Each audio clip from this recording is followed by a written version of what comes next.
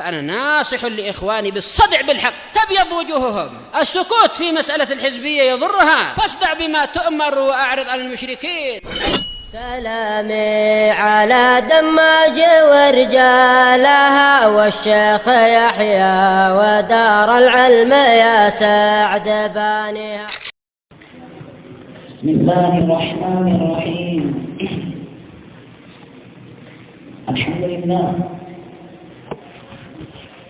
والصلاة والسلام على رسول الله وعلى آله وصحبه ومن والاه. فإن شاء الله تبارك وتعالى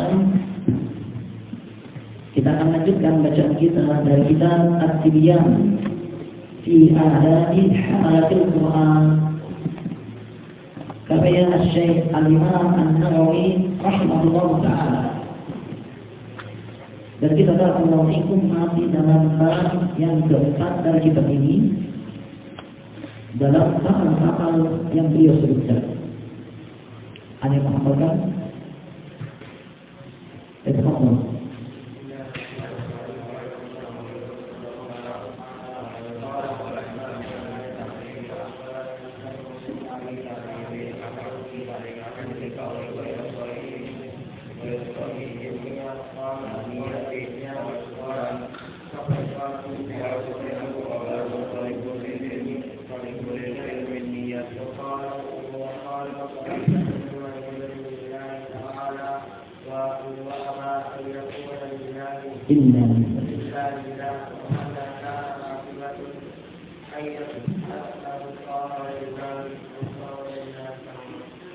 أحسنتم بارك الله فيكم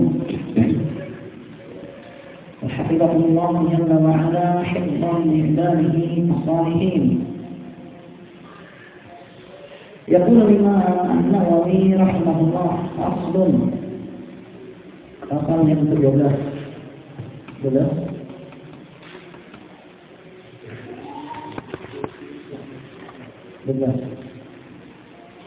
ويقوم إليه في حال الإقراء عن العبث. Di antara ada seorang pengajar, kata penulis, hendaknya pengajar itu menjaga kedua tangannya saat membacakan pelajaran dari tindakan yang sia-sia.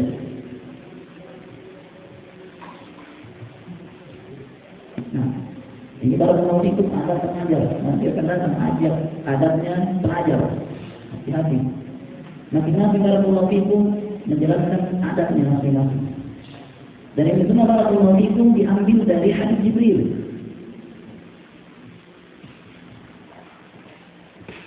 بينما نحن جلوس عند رسول الله صلى الله عليه وسلم إذ طلع علينا رجل شديد بياض الثياب شديد سواد الشعر لا يرى عليه أثر السفر ولا يعرفه منا أحد حتى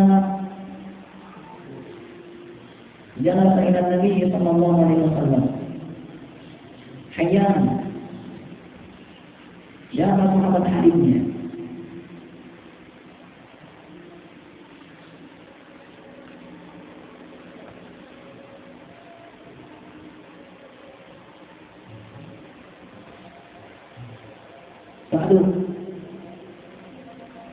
Umar bin Khattab radhiyallahu anhu. Udah itu apa punya Umar bin Khattab?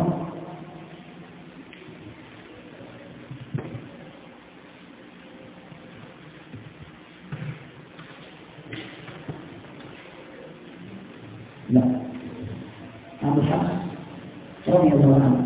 Ahsan.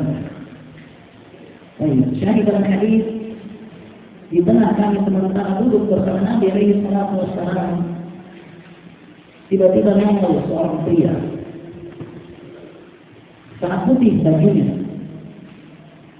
sangat hitam rambutnya, tidak ada tandanya tanda-tanda bahwasanya dia telah melakukan suatu perjalanan, dan tak seorang pun di antara kami yang mengenalinya. Hatta jalan ila Nabi, hingga dia pun duduk kepada Nabi sallallahu alaihi wasallam. Dia dari mana? Jibril alaihi salam memperagakan bagaimana cara belajar dan mengajar. Saat ada rukbatayhi ila rukbatayhi, dia pun merapatkan kedua lututnya kepada kedua lutut Nabi sallallahu alaihi wasallam. Wa wada'a kaffaihi ala fakhidaihi, dan Jibril meletakkan kedua telapak tangannya di atas kedua pahanya. Saat itu duduk di lantai. Nah, wa qala ya Muhammad akhbirni 'anil Islam. Lalu dia mengatakan, wahai Muhammad, kabarkan kepada saya tentang Islam. Di akhir hadis Nabi alaihi wasallam mengatakan, bahwa Jibril itu tadi adalah Jibril. Atakum yu'allimukum dinakum, dia datang mengajar. Jibril sosok pengajar. Sehingga barakallahu fikum, di antara adab yang hendaknya diperhatikan oleh pengajar adalah bagus dalam berpenampilan. Beliau datang dalam keadaan pakaiannya sangat putih, bersih gambarannya. Rambutnya sangat hitam, artinya tidak kotor lagi dekil. Lalu barakallahu fikum, beliau tidak melakukan ada tindakan yang sia-sia dengan tangannya, tapi beliau letakkan kedua tangannya di atas kedua lututnya, yaitu lututnya sendiri sebagaimana dalam riwayatnya Al-Baihaqi rahimahullah. Nah, kata An-Nawawi, wa yasumu yadayhi, maka hendaknya pengajar menjaga kedua tangannya fi halil iqra' 'anil 'amal, di saat menyampaikan pelajaran dari hal yang sia-sia. Wa 'ainaihi an tafriqi nazarihima min ghairi haja, dan menjaga kedua matanya agar tidak memisahkan pandangan keduanya tanpa dibutuhkan. Artinya dia akan begini, tidak dibutuhkan. Hidung cicak mungkin dia adalah yang luar hidung cicak. Allah fikum, dia sana, dia sini, tanpa dibutuhkan. Ada Allah fikum apabila dia menghawati seseorang dari para peserta didik, seperti yang melakukan hal-hal yang sia-sia, dia tegur. Apa itu? Tidak. Tidak masalah.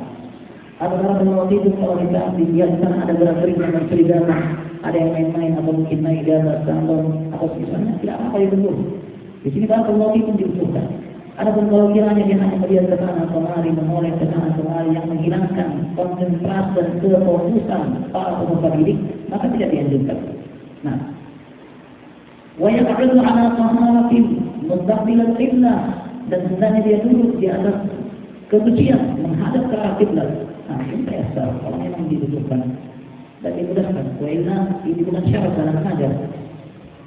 Wa yajlisu bi waqar, dan hendaknya dia duduk dengan tenang. Wa takunu thiyabuhu baydan nadhifah, dan hendaknya bajunya putih bersih. Sampai apa aja kalau dia dimudahkan saja pakai yang baju berwarna putih, maka silakan dia gunakan. Kalau tidak, barakallahu fikum, Nabi alaihi wasallam telah menggunakan pakaian yang berwarna hitam. Beliau masuk ke Makkah, begitu menentukan Makkah dengan menggunakan warna hitam. Sehingga barakallahu fikum, al-asl pada asalnya boleh, tapi sebaik-baik pakaian adalah warna putih. Al-bisu min thiyarikumul bayad, fa innaha khairu thiyabikum. Kata Nabi alaihi wasallam, pakailah baju kalian yang berwarna putih, karena itulah pakaian terbaik kalian. Wa kafilu fiha ma ta'kul, dan kafanilah mayat kalian dengan kain yang berwarna putih.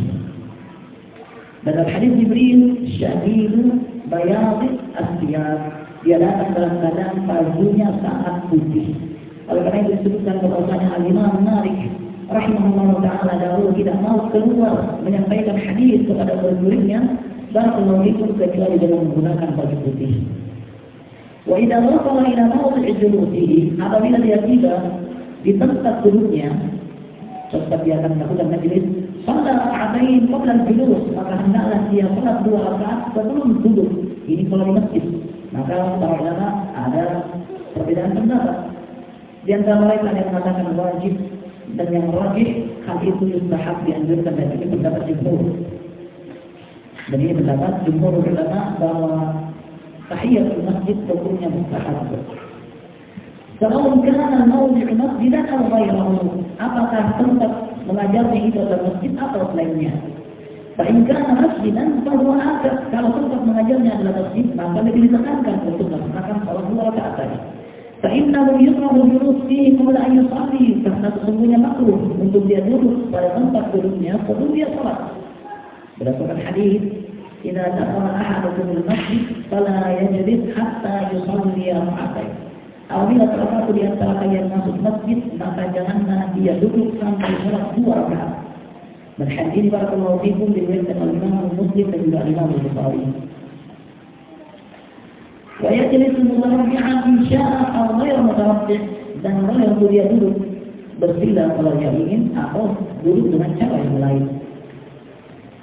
Wa rawa Abu Bakr ibn Abi Dawud al-Sijistani bi isnadihi anna Abdullah bin Mas'ud radhiyallahu anhu kana yuqri'u an-nasa fil masjid jathiyan ala rukbatayhi.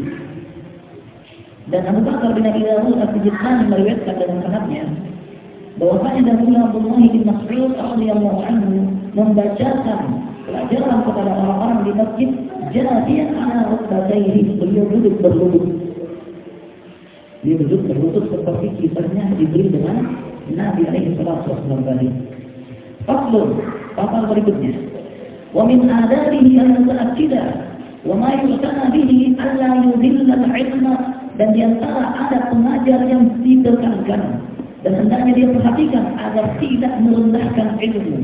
Fayadhabu ila makanin yusab ila man yata'allam minhu yata'allam minhu bi. Kemudian dia pergi ke tempat yang cocok untuk diajarkan siapa yang mau belajar darinya. Abdullah bin Abbas radhiyallahu anhu mengatakan, "Al-ilmu yudza wa la ya'ti." Ilmu itu didatangi, tidak datang. Mu'adz bin Jabal radhiyallahu anhu berkata kepada murid-muridnya begitu dia akan wafat, "Innal ilma wal iman makanahuma, innal ilma wal iman makanahuma, innal ilma wal iman makanahuma, man ibtaghahuma wajadahuma." Sesungguhnya ilmu dan keimanan ada di tempatnya. Sesungguhnya ilmu dan keimanan ada di tempatnya. Sesungguhnya ilmu dan keimanan ada di tempatnya.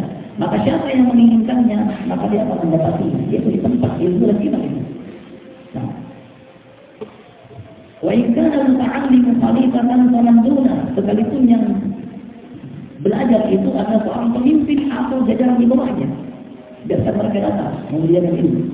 Biarkan pemimpin pejabat tersebut yang datang menjemput ilmu. Ini semua adalah untuk menjaga kemuliaan ilmu. Wa anna ahlul ilmi sa'anuhu sa'anahu, sekiranya ahlul ilmi menjaga ilmunya, maka ilmu akan menjaga mereka. Bal yaqulu al-ilmu an dzalik, hendaklah dia menjaga ilmu dari hal itu. Kama sa'anahu anhu salaf radhiyallahu anhu, sebagaimana para salaf dahulu menjaga ilmu. Wa hikayatuhum fi hadha kathiratun mashhurah, dan penukilan-penukilan hikayat dari mereka tentang hal ini sangat banyak bagi dengar. Faslun, pasal dan ini pasal terakhir yang berkaitan dengan adab pengajaran. Wa yanbaghi an yakuna majlisuhu wasi'an liyatamakkan julasa'uhu fi, sepantasnya tempat duduknya yaitu majlisnya itu luas agar orang-orang yang duduk itu merasa bebas. Tapi hadis dari Nabi sallallahu alaihi wasallam, dalam satu hadis dari Nabi sallallahu alaihi wasallam, khairul majalisi awsa'uha, sebaik-baik majlis adalah yang paling luas. Rawahu Abu Dawud fi sunanihi fi awail kitabil adab, diriwayatkan oleh Abu Dawud dalam sunannya di awal kitab adab bi isnadin sahih, dalam sanad yang sahih min riwayat Abi Sa'id al-Khudri radhiyallahu anhu. Ini barakallahu fikum yang kita ambil dari Al-Tibyan, dan dalam ini kita telah menyelesaikan ada al-mu'allim, ada sang pengajar. Dan insyaallah pada pertemuan berikutnya kita akan masuk faslun di adabil muta'allim, pasal yang berkaitan dengan adab para pelajar. Dan ini adalah di antara hal penting dan ini tujuan dan maksud utama Al-Imam An-Nawawi rahimahullah menulis kitab ini.